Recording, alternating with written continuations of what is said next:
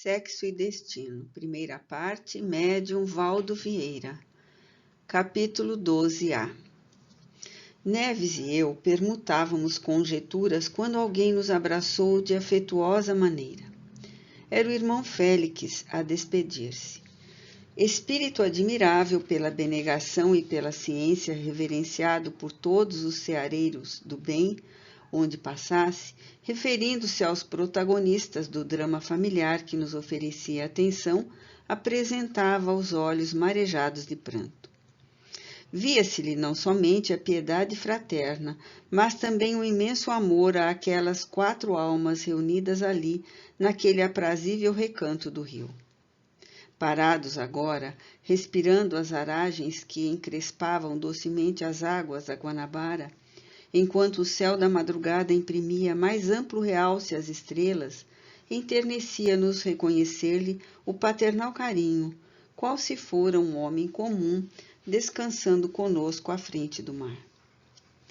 Tão grande e tão puro o devotamento que dava mostras ao descerrar-nos os tesouros do coração por meio das palavras que o próprio Neves, irrequieto às vezes, ao escutar-lhe as apreciações, cumpria espontaneamente o que prometera.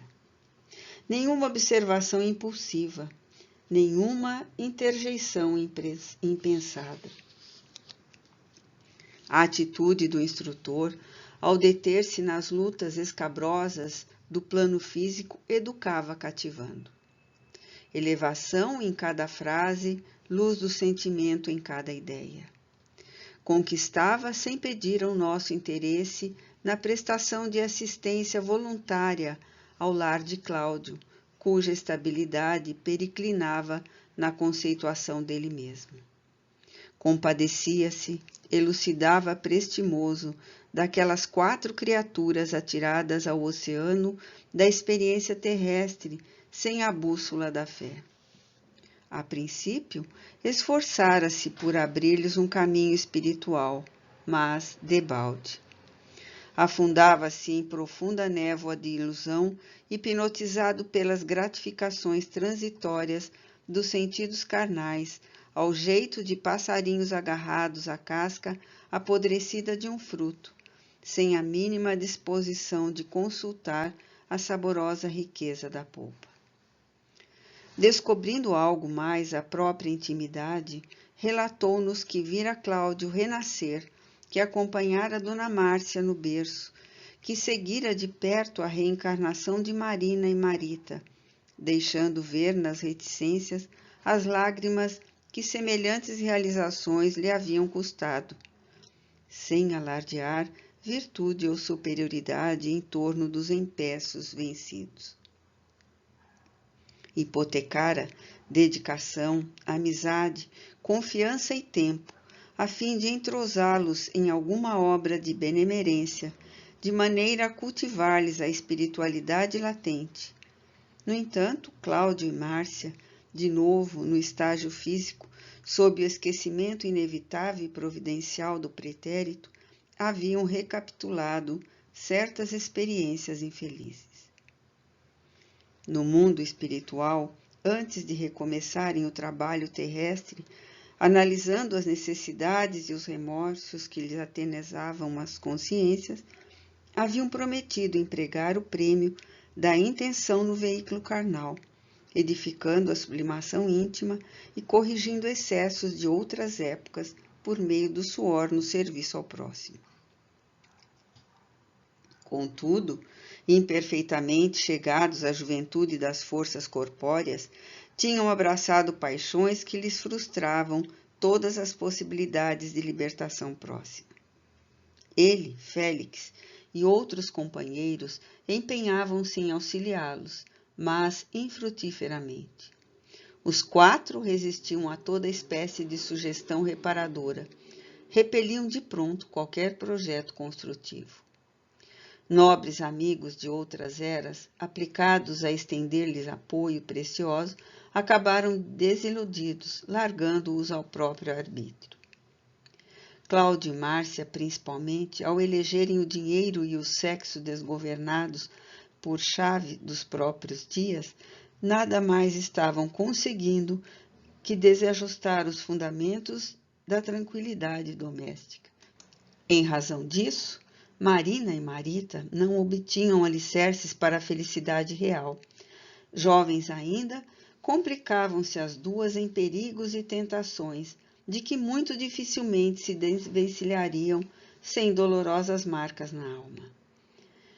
Tamanha se evidenciara a rebeldia de Cláudio, que naquela hora significativa e ameaçadora da existência, não contava além da providência divina, senão com raros amigos. Ainda assim, esses amigos, acrescentava Modesto, certamente ponderando quanto às dificuldades dele mesmo, não se viam com direito a solicitar socorros especiais e, absorvidos por responsabilidades numerosas, achavam-se na contingência de apenas dispensar-lhes auxílios esporádicos incertos.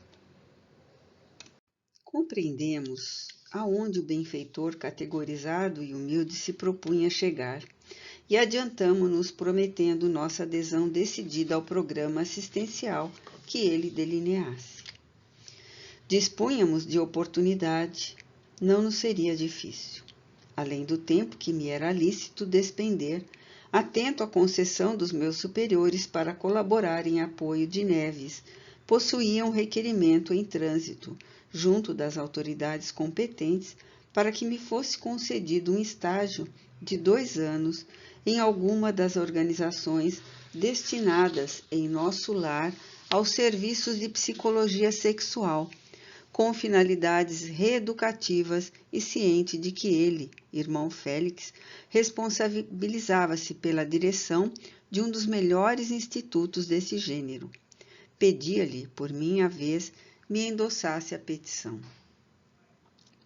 Sentir-me-ia feliz com o ensejo de estudar e trabalhar, assimilando-lhe a experiência e recebendo-lhe o patrocínio. O instrutor reafirmou a sua simplicidade, declarando que a obra pela qual respondia talvez não pudesse satisfazer-nos a expectativa, mas obrigava-se, acentuava Félix sem alarde, a favorecer-nos os estudos que intentaríamos. Notando-me o entusiasmo, Neves não vacilou compartilhar-me os propósitos. Faria requisição idêntica. Nosso interlocutor, comovido, esclareceu que isso vinha reconfortá-lo sobremaneira, porque, atendendo a ditames de afetividade e reconhecimento, alcançara permissão para recolher Beatriz em sua própria residência, tão logo a esposa de Nemésio pudesse retirar-se da esfera física depois da desencarnação. Hospedá-la junto de Neves, o genitor que a filha jamais apartara da lembrança, ser-lhe-ia contentamento enorme. Ambos desfrutariam abençoada convivência, regozijar-se-iam unidos, recordando o passado e articulando novos planos de trabalho e alegria.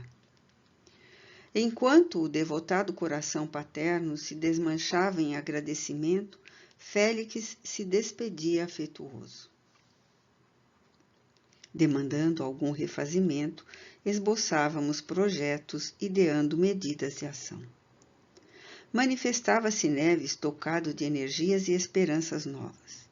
Aguardaria a filha, sim, confiante no futuro.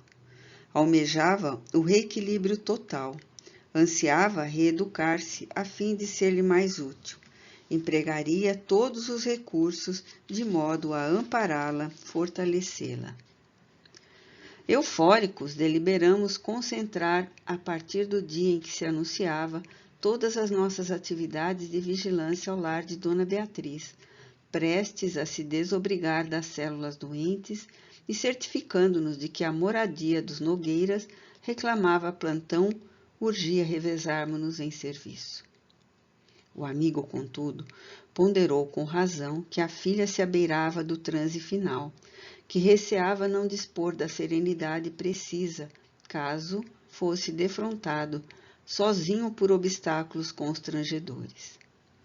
Era humano, adorava aquela filha padecente, queria afagá-la, alentá-la, conquanto não se presumisse com merecimento bastante para estender-lhe apoio e consolação. Não seria recomendável se mantivesse em caráter permanente no lar dos Torres, ao passo que me reservaria o compromisso de cooperar na pacificação dos Nogueiras. Isso apenas por alguns dias, enquanto a liberação de Beatriz estivesse pendente. Tanto quanto possível, por outro lado, poderia de minha parte tornar para junto dele, partilhando-lhe o clima da filhinha agonizante, onde nos acomodaríamos aos imperativos de nossa edificação moral, estudando e servindo para mais amplo rendimento das horas. Aqueci, contente, aquela nótula sensata. Foi assim que, refeito, regressei manhã alta ao apartamento de Cláudio, no intuito de investigar a sós a paisagem que me pautaria o quadro fundamental de aplicação ao dever assumido. Cabia-me conhecer as minudicências suscetíveis de adquirir maior importância, de um momento para outro, esquadrinhar pontos de apoio, tomar contatos e, se possível, ouvir pessoalmente os 2 irmãos desencarnados que ali desempenhavam o lamentável papel. Entrei.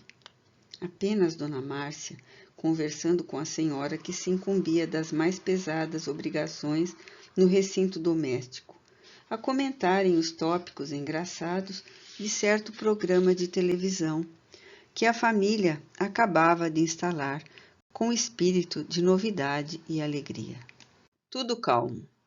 Os vampirizadores ausentes, limpeza em ordem. Em dado instante, a figura de Marita invadiu-me o cérebro. Afeiçoara-me a pobre menina. Era uma filha espiritual que me tocava a resguardar solicitante. Desassossegado, precipitei-me para a rua, a breve trecho. Via na loja colorida e simpática, ensaiando sorrisos para os fregueses bem postas. Abracei-a paternalmente, expressando-me, em silêncio, votos de paz e otimismo. Ela respondeu de modo instintivo, acalentando vagas ideias de reequilíbrio e esperança. Registrava-se-lhe a melhora inequívoca. O amparo magnético assimilado funcionara, eficiente. Ignorando por que motivo, acusava-se tranquila, mas forte. Repousara, reconstituíra-se, retomara o gosto pelo trabalho. Palestrava animadamente, selecionando algodões estampados. Nossa presença passou a despertar-lhe reflexões. Não obstante, opinasse nisso ou naquilo entre as clientes amigas. Começou a pensar. Depois de alguns minutos, pressionadas pelas lembranças, caminhou para o telefone e chamou Dona Márcia, perguntando se ela viria na parte da tarde a Copacabana, e, informada afirmativamente, rogou a mãezinha adotiva a procurar-se, se possível, às 4. Lanchariam juntas, tinha algo a dizer-lhe. Concluí que significaria abuso incomodá-la no trabalho, em que se obrigava a retalhar atenções por meio dos pensamentos descontínuos, e aguardamos a ocasião adequada, a fim de inteirar-nos acerca de atividades ou problemas que nos fosse possível desenvolver algum préstimo. No horário previsto, acompanhamos mãe e filha até pequenino recanto de hospitaleira sorveteria, considerando a gravidade da tarefa de que fôramos investidos. Postadas ambas em clima de segredo, Marita desafogou-se com dificuldade, começando a falar discreta e humilde. Que Dona Márcia lhe perdoasse os aborrecimentos daquela hora. Entretanto, não tinha culpa. Não desconhecia a extensão da mágoa que lhe cortaria a alma. Daria tudo para não feri-la, mas sentiria remorso se não lhe contasse o sucedido. Hesitara muito antes de resolver situá-la no assunto. Adiantou a canhada. Sentia-se, porém, sua filha pelo coração. Devia confiar-lhe tudo. e na ingenuidade de moça inexperiente relatou a confissão que Cláudio lhe fizera, a descrever-lhe os modos lance por lance. Espantara-se, sofrera muitíssimo. Jamais esperava por semelhante ocorrência. Tivesse parentes e não vacilaria a mudar-se para evitar escândalos. Era, contudo, dependente, sozinha. A única família que possuía eram eles mesmos, os Nogueiras, cujo nome usava orgulhosa desde a infância. Andava desorientada, receosa, pedia conselhos. A interlocutora, todavia, escutara sorrindo, nem mesmo interrompendo de leve a deglutição da taça de creme que saboreava com requintes de paladar. Tamanha impassibilidade esfriou a disposição da jovem, que passou a resumir quanto pôde as confidências e alegações que se inclinava a expender, e com indizível surpresa, não somente para Marita, que lhe aguardava ansiosa a palavra, mas igualmente para nós que não contávamos com o ardiloso expediente de Cláudio, defendendo-se previamente, Dona Márcia patenteou, no semblante sereno, absoluta incredulidade e participou que o marido, na véspera, a convidara para conversação à parte, comunicando-lhe certas apreensões. Dissera-lhe que à noite, no entendimento mantido, não tivera coragem de mencionar o assombro que o perseguia, porquanto julgara prudente refletir sobre o acontecimento que tanto o penalizava antes de avançar em qualquer conclusão. Entretanto, após meditar aturadamente, deduzira que ela, Marita, necessitava da proteção de um psiquiatra. Dona Márcia perfilhou um tom de voz em que se conjugavam inquietação e advertência e continuou informando. Dissera-lhe Cláudio haver experimentado imenso alívio ao vê-la penetrando no quarto na noite da antevéspera, porque, no momento antes, ao despertar a filha adotiva, sonambulizada, fora assaltado por ela com muitos beijos que lhe ouvira frases inconvenientes, que se forçara a reação, pelo que a esposa percebera as vozes com as quais tanto se assustara. Anunciara-lhe ter refletido suficientemente e acabara aceitando a hipótese de um desequilíbrio. Rogara-lhe o concurso para que um psiquiatra interferisse no problema. Assumiria ele a responsabilidade das despesas e, preocupado qual se achava, faria mais ainda. Envidaria esforços para que uma excursão à Argentina lhe restaurasse as energias evidentemente alteradas. Diante da estupefação que nos dominava, a senhora Nogueira tomou posição conselheiral. Recomendou à menina procurar se esquecer, distrair-se. Explicou que não viera ao encontro no intuito de abordar o caso. Ante as alegações da filha, entretanto, não encontrava outra saída além daquela que lhe abria o coração. Esposa e mãe, defenderia a paz de todos. Não concordava em que se tomasse partido. Cláudio, efetivamente, contraíra contas com ela, Dona Márcia, nas ingratidões de marido. Isso sim, mas no tocante às filhas, sempre tivera a conduta de pai exemplar. Nada disso seria justo incriminá-lo. Tudo não passava de imaginação enfermiça dela própria Marita, fase de moça namoradeira.